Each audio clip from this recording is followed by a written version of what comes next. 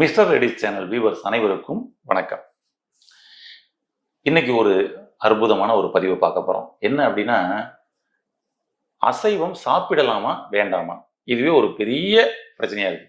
அதுல குறிப்பா சிக்கன் சாப்பிடலாமா வேணாமா, சாப்பிட்டா நல்லதா கெட்டதா, ஒரு பெரிய கன்ஃபியூஷன்ஸுங்க இன்னைக்கு இருக்குது. இப்போ அதை பத்திய ஒரு அலசலை தான் நம்ம வந்து பார்க்க போறோம். ஓகேங்களா? என்ன அப்படின்னா, பொதுவாக நம்ம இயற்கை மருத்துவர்கள் எல்லா பேரும் நம்ம சொல்லக்கூடிய ஒரே விஷயம், அசைவம் எடுத்துக்கிற வேண்டாம், அசைவம் நமக்கான உணவே அல்ல. ஆமா. ஏன்னா இப்ப மான் வந்து பாத்தீங்கன்னா வந்துட்டு புல்ல திங்கும்னா மான் புல்ல தான் திங்கும். மான் போய் என்னைக்காவது புளிய தின்றுருக்கானா? தின்னதில்லை. புலி மானை தான் திங்கும். புலி என்னைக்காவது புல்ல தின்றுருக்கானா? திங்கல. அப்ப அசைவம் சாப்பிடக்கூடிய உயிரினங்கள் அசைவத்தை சாப்பிடுது, சைவம் சாப்பிடக்கூடிய உயிரினங்கள் சைவத்தை சாப்பிடுது. அதனுடைய பற்களினுடைய அமைப்பு அசைவம் சாப்பிட்றதுக்கு அந்த கோரப்பல்லு வந்து பாத்தீங்கன்னா அப்படி வளைஞ்சிருக்கும், அப்படி கொத்தி கிழிச்சு சாப்பிட்றதுக்குன்னு சொல்லிட்டு. ஆனா சைவம் சாப்பிடக்கூடிய பற்கள் எல்லாமே பாத்தீங்கன்னா ஒரே ஷேப்ல ஒரே மட்டத்துல இருக்கும். இப்படி பற்கள் வரிசைகள்ல முதற்கொண்டு நமக்கு வந்து பாத்தீங்கன்னா பிரிச்சு கொடுத்துக்கிறாங்க. நாம வந்து பாத்தீங்கன்னா வந்து சைவம் சாப்பிடக்கூடிய இனம் தான் அப்படின்னு சொல்லிட்டு. அது போல வந்து பாத்தீங்கன்னா வந்துட்டு நம்மளுடைய முன்னோர்கள்ல ரொம்பவும் ஒரு ஆதியில போனோம் அப்படின்னம்னா, அன்னைக்கு விவசாயம்னு சொல்லி ஒண்ணு கண்டுபிடிக்கிறதுக்கு முன்னாடி அசைவத்தை தான் நாம வந்து வேட்டையாடி சாப்பிட்டுக்கிட்டு இருந்தாங்க இல்லைங்களா? ஆமா. அன்னைக்கு வந்து பாத்தீங்கன்னா அந்த சாப்பிட்ட உணவே முழுக்க முழுக்க அசைவமா தான் இருந்தது. ஆமா. அதுக்கப்புறம் தான் வந்து அவன் வந்துட்டு விவசாயம்னு ஒரு விஷயத்துக்குள்ள உள்ள வந்தவன, அதுக்கப்புறம் வந்து சிறு குறு தானியங்களை அவன் பயிரிட்டு அதை வந்து பாத்தீங்கன்னா வந்துட்டு அவன் உணவு முறைகளாக மாத்தி கொண்டு வந்தாங்க. அப்போ வந்து அசைவம் சாப்பிட்றதுல இருந்து எப்படி சைவத்துல மாறினாங்கன்னா, இந்த அசைவம் சாப்பிடக்கூடியவர்களுடைய குணாதிசயங்கள் சைவம் சாப்பிடக்கூடிய குணாதிசயங்கள் அப்படின்றதுல மாறுபாடு ஏற்படுது அப்படின்ற சில விஷயங்கள்லாம் அனலைஸ் பண்ணாங்க. இன்னைக்கும் அதான் உண்மை. அதாவது விலங்குகளை வேட்டையாடி சாப்பிடப்படும் பொழுது அந்த விலங்குகளினுடைய குணாதிசயங்கள் அவர்களுடைய மசில்ஸ் மெமரியில ஏறிடுது. அவருடைய ஆக்டிவிட்டிஸ் எல்லாமே வந்து பாத்தீங்கன்னா வந்துட்டு அந்த விலங்குகளுடைய ஆக்டிவிட்டிஸ் மாதிரி மாறுது அப்படின்னு விவேக் அழகா ஒரு படத்துல வந்து காமெடி பண்ணியிருப்பாரு. அதாவது பாத்தீங்கன்னா பிரியாணி கேட்பாரு. அந்த பிரியாணி வந்து சாப்பிட்டு முடிஞ்சோன்னா கான்னு கத்துவாரு. ஒன்னு என்னடா காக்கான்னு கத்துறேன் அப்படின்னா, காக்கா பிரியாணி சாப்பிட்டா காக்கான்னு தானே கத்துவ, அப்புறம் எப்படி கத்துவ அப்படின்ற மாதிரி. புரியுதுங்களா? இதுல வந்து பாத்தீங்கன்னா அவர் எப்பவுமே வந்து பாத்தீங்கன்னா அந்த காமெடியை கூட வந்து பாத்தீங்கன்னா நம்மளுக்கு விழிப்புணர்வோட கொடுக்குற மாதிரி உள்ள பதிவாக தான் காமெடியை பண்ணுவார். அது மாதிரி நாம எந்த விலங்கு எந்த உயிரினங்களை சாப்பிட்றோமோ அதனுடைய குணாதிசயம் நமக்கு வந்து வருது அப்படின்றத மறைமுகமா அதுக்குள்ள டைரக்டா காமிச்சுக்கிறேன் சொல்லலாம். அவ்வளவுதான். அப்ப வந்து பாத்தீங்கன்னா நமக்கு இன்னைக்கு வந்து அதிகமா கோவப்படுறது சரிங்களா, அந்த ஒரு ஒரு கோர மனப்பான்மை அப்படின்னு சொல்லி சொல்லலாம். முன்னேறணும், அடுத்தவனை கவுத்தி விட்டு முன்னேறது, காலவாரி விடுறது, இதெல்லாம் வந்து பாத்தீங்கன்னா எங்க இருந்து வந்துச்சு அப்படின்னு பார்த்தோம்னா நம்மளுடைய விலங்குகளிடம் இருந்து வந்ததுதான். ஓகேங்களா? மனிதனுடைய குணாதிசயம் அதாவது பாத்தீங்கன்னா ஒரு நீதினு சொல்லுவாங்கல்ல, மனிதனுடைய நீதி அப்படின்றது சொல்லுவோம்ல. இப்ப ஒரு குயில் இருக்குன்னா அதனுடைய நீதி வந்து பாத்தீங்கன்னா அது கூவணும். குயில்னா கூவணும், அவ்வளவுதான். சரிங்களா? அந்த காக்கானா அது வந்து கத்தணும். இப்படி ஒவ்வொன்றுக்குமே வந்து பாத்தீங்கன்னா அதனுடைய நீதி இருக்குல்ல. அப்ப மனிதனுக்கு என்னதாங்க நீதி அப்படின்னு சொல்லி சொன்னா, மனிதனுக்கு அன்பா இருக்கணும்ன்றதுதான் நீதி. ஓகேங்களா? அப்ப மனிதனுடைய அன்பு முன்னாடி இருந்து இப்ப வந்து அப்படி குறைஞ்சு போனதுக்கான காரணங்கள்லாம் என்னன்னு பார்த்தோம்னா இது மாதிரி. சரிங்களா? விலங்குகளுடைய அசைவத்தை சாப்பிட்டது அப்படின்னு சொல்லிட்டு நம்மளும் நிறைய இது சம்பந்தப்பட்டு ரிசர்ச் பண்ணி இது சம்பந்தப்பட்ட பதிவுகள்லாம் கூட நிறைய கொடுத்துருந்தோம் பல வருடங்களாக. ஆமா. பட் இன்னைக்கு பார்த்தோம்னா நம்ம கிளினிக்ல வரக்கூடிய ஒவ்வொரு பேஷண்ட்டுக்கிட்டையும் அசைவம் சாப்பிடாதீங்க அப்படின்லாம் சொல்லி பார்த்தோம். அசைவம் மட்டுமே சாப்பிடக்கூடிய நபர்களா இருக்கிறாங்க. என்ன பண்றது? ஓகேங்களா? ஆமா. அப்பதான் ரிசர்ச்சை அடுத்த கோணத்துல வந்து மாத்தணும். ஓகேங்களா? ஆமா. என்ன அப்படின்னா, அப்ப சைவ உணவுகள் சாப்பிடுவதற்காக தான் நம்மளுடைய உடம்பு படைக்கப்பட்டிருக்கா? அப்படி பார்த்தா சைனாவுல பாம்பு கறியை சாப்பிடுறாங்க, பல்லி கறியை சாப்பிடுறாங்க, தவளையை சாப்பிடுறாங்க. அவங்க ஆரோக்கியமா தானே இருக்கிறாங்க. சரிங்களா? ஆமா. அப்ப அப்ப இந்த பாம்பு பல்லி தவளையை சாப்பிடும் பொழுதே அவங்க ஆரோக்கியமா இருக்கிறாங்க அப்படின்னா நம்ம வீட்டு விலங்காக வளர்த்துக்கிட்டு இருக்கக்கூடிய கோழி ஆடை சாப்பிடும் பொழுது எப்படி நமக்கு நோய் வரும்? ஓகேங்களா? அப்ப அசைவம் சாப்பிடலாமோ அப்படின்னு சொல்லிட்டு சில டவுட் வந்தோடனே அப்புறம் இது சம்பந்தப்பட்டு ரிசர்ச் பண்ணி பார்க்கும் பொழுது அசைவ உணவு எடுத்துக்கலாம். அதுல சில கண்டிஷன்ஸோட நம்ம வந்து எடுத்துக்கிறப்படும் பொழுது அது நமக்கு ஆரோக்கியமாக பயன்படுத்தணும். ஏன்னா நமக்கு சில புரதச்சத்துக்கள் அசைவத்துல மட்டுமே இருக்கு. அசைவத்துல இருக்கக்கூடிய புரதச்சத்துக்களை நம்ம அசைவத்து மூலமாக தான் எடுத்துக்க முடியும். உங்களுக்கு ஒரு உதாரணத்துக்கு சொல்லணும்னா, இப்ப கிராமங்கள்ல யாராவது ஒருத்தர் வந்து மரம் ஏறும்போது கீழே விழுந்துட்டாரு.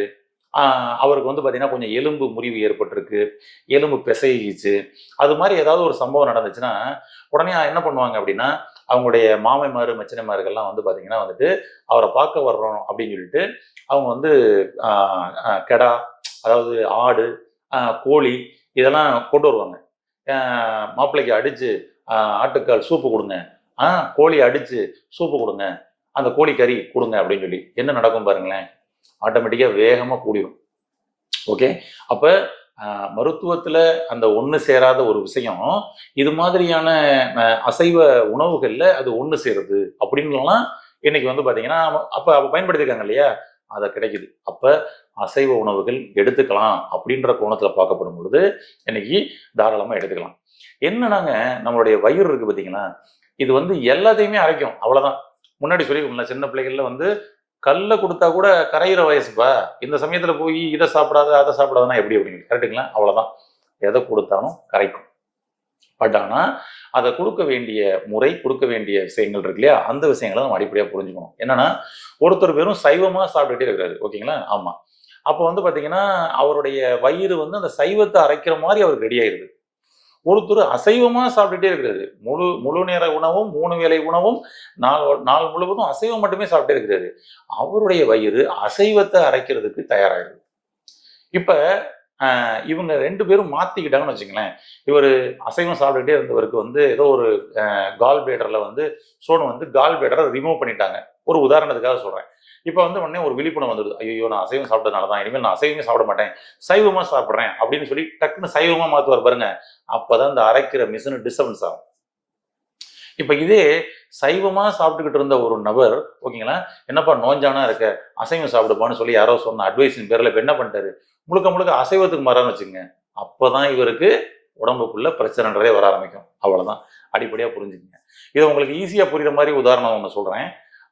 அதாவது ஒரு 2 நண்பர்கள், 2 நண்பரும் வந்து பார்த்தீங்கன்னா ஒரே சமயத்தில் ஒரே மாடலில் ஒரு பைக் வாங்குறாங்க அப்படி வச்சுக்கோங்களேன்.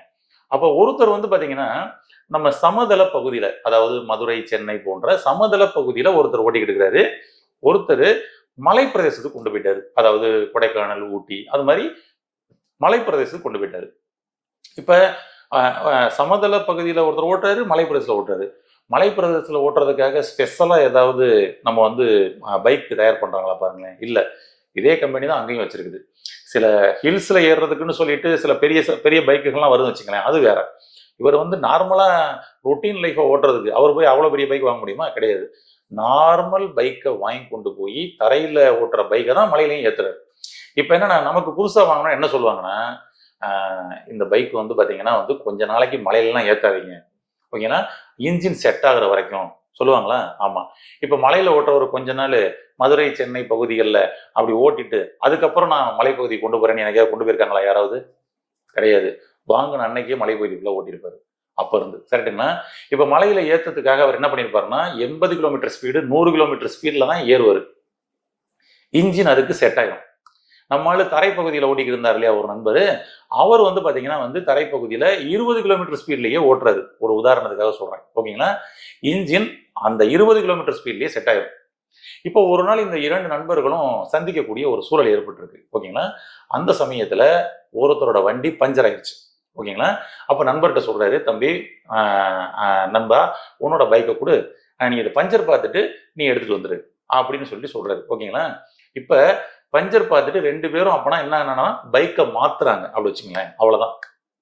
இப்போ அந்த 20 கிலோமீட்டர் ஸ்பீட்லேயே ஓட்டிக்கிட்டு இருந்தார் பாருங்க பைக், ஆமாம், அந்த பைக் வந்து 80 கிலோமீட்டர் ஸ்பீடில் ஓட்டினவர் கைக்கு போயிடுச்சு. 80 கிலோமீட்டர் ஸ்பீடில் ஓட்டினவரோட பைக்கு 20 கிலோமீட்டர் ஸ்பீடில் ஓட்டினவரோட பைக் கைக்கு வந்துருச்சு அப்படி வச்சுக்கோங்களேன், அவ்வளோதான். இப்போ பாருங்க, 20 கிலோமீட்டர் ஓடுற மாதிரி இன்ஜின் செட் ஆகிருக்கு பார்த்தீங்களா, அவர் ஃபுல் ஆக்சிலேட்டரையும் திருவுவார், வண்டி அப்படியே தான் போய்கிட்டு இருக்கும், ஸ்பீடு எடுக்காது, புரியுதுங்களா? ஆமாம், கொஞ்சம் அதை விட ஸ்பீடாக போன மாதிரி இருக்கும். ஏன்னா கடந்த 5 வருஷம் 10 வருஷமா அப்படியே ஓட்டிட்டாச்சு, அப்படியே இன்ஜின் செட் ஆயிடுச்சு, அவ்வளோதான். அதுவே வந்து 80 கிலோமீட்டர் ஸ்பீட்ல ஓட்டியிருந்தாருல பைக்கு, அவர் என்ன பண்ணுவாருன்னா அவர் 20 கிலோமீட்டர் ஸ்பீடுக்கு தான் திருவுவாரு. லைட்டா திரும்பினாலே வண்டி அப்படியே சீரும். புரியுதுங்களா? அப்படியே சீரும். அவ்வளவுதான். இப்ப பாருங்களேன், இன்ஜினை மாத்தினதுலயே இவ்வளவு டிஃபரெண்ட் இருக்குது. நம்ம வயிறும் அப்படிதான், அதாவது நம்மளுடைய செரிமான மண்டலமும் அப்படிதான். அதனாலதான் நாங்க என்ன சொல்றோம் அப்படின்னா, எப்பவுமே ஒரே மாதிரியான உணவை சாப்பிடாதீங்க. மாத்தி மாத்தி சாப்பிட கொடுத்து உங்களுடைய வயிறை சரி பண்ணிக்கங்க. அப்ப அசைவம் சாப்பிடலாமா? நிச்சயமா சாப்பிடலாம். அசைவம், அப்புறம் சைவம், அப்புறம் ஃப்ரூட்ஸு, இப்படி மாற்றி மாற்றி நீங்கள் வந்து உணவை கொடுத்து அந்த இன்ஜினை தயார் பண்ணீங்கன்னா, அதாவது தரையில் ஓட்டுறது, இடையில மலையில் போய் ஏற்றிட்டு வர்றது, ஓகேங்களா? இப்படி அப்புறம் வந்து கரடு முரடான பாதைகளில் ஓட்டுறது, இப்படி எல்லா பக்கம் ஓட்டினா அந்த இன்ஜின் அதுக்கு தக்கன செட் ஆயிரும். அவ்வளோதாங்க. அப்போ இந்த அசைவம் சாப்பிட்டா என்ன கண்டிஷன்ஸில் சாப்பிட்டா நமக்கு வந்து பார்த்தீங்கன்னா ஆரோக்கியம் இருக்கும், ஃபிட்னஸ் இருக்கும். ஏன்னா அசைவம் சாப்பிட்டா வெயிட் போட்டுருங்க. வெயிட்டை குறைக்கிறதுக்கும் அசைவம் மூலமாக குறைக்கலாம். வெயிட்டை குறைக்கிறதுக்கும் அசைவம் மூலமாக குறைக்கலாமா? நிச்சயமா. எந்த மாதிரி அப்படிங்கிற சொன்னா, இப்போ நீங்க சிக்கன் சாப்பிட்றீங்க வச்சுங்களேன், வெறும் சிக்கன் மட்டும் சாப்பிடுங்க. வெறும் சிக்கன் மட்டும் சாப்பிடுங்க. நீங்க வந்து கூட சேர்ந்து பிரியாணி, அதாவது ரைஸ் சாப்பிடக்கூடாது. அப்படி சாப்பிட்டு பாருங்களேன், என்ன நடக்கும்? உடம்பு ஃபிட்டா இருக்கும். அதாவது பார்த்தீங்கன்னா எக்ஸஸா மசில்ஸ் போடாது. உங்களுக்கு அப்படியே அந்த ஒரு ஃபிட்னஸ் கொடுக்கும்.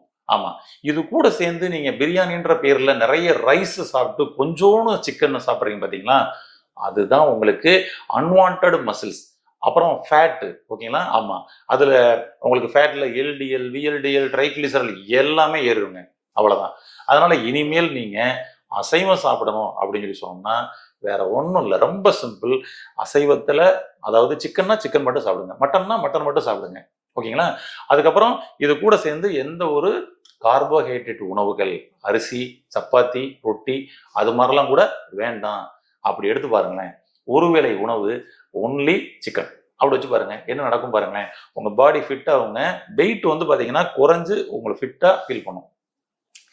அதாவது 80 கிலோ இருக்கிற நபரு கூட அவர் 60-65 கிலோ இருக்கிற மாதிரி பாடி ஃபிட் ஆயிரும். அவ்வளவுதான். சில பேர் பாருங்க 65 கிலோ தான் இருப்பாங்க, ஆனா அவங்களை பார்த்தா 90 கிலோ மாதிரி இருக்கும். நிறைய, வேற ஒண்ணுமே இல்லை, சிம்பிள் தான். அவங்க வந்து அசைவம் கூட சேர்ந்து நிறைய சாப்பாடு சாப்பிட்டால் அப்படிதான் வரும். அசைவத்தை மட்டும் தனியா எடுத்து பாருங்க, உங்களுடைய பாடியை ஃபிட்டா வச்சிருங்க. ஓகே, இது மட்டும் இல்லாம நீங்க அசைவம் சாப்பிட்டீங்கன்னா அந்த கழிவை வெளியேற்றுறதுக்குரிய வேலையும் நீங்க பண்ணியாகணும். அசைவம் சாப்பிடும் பொழுது அவசியம் ஹாட் வாட்டர் மட்டும்தான் சாப்பிடணும்.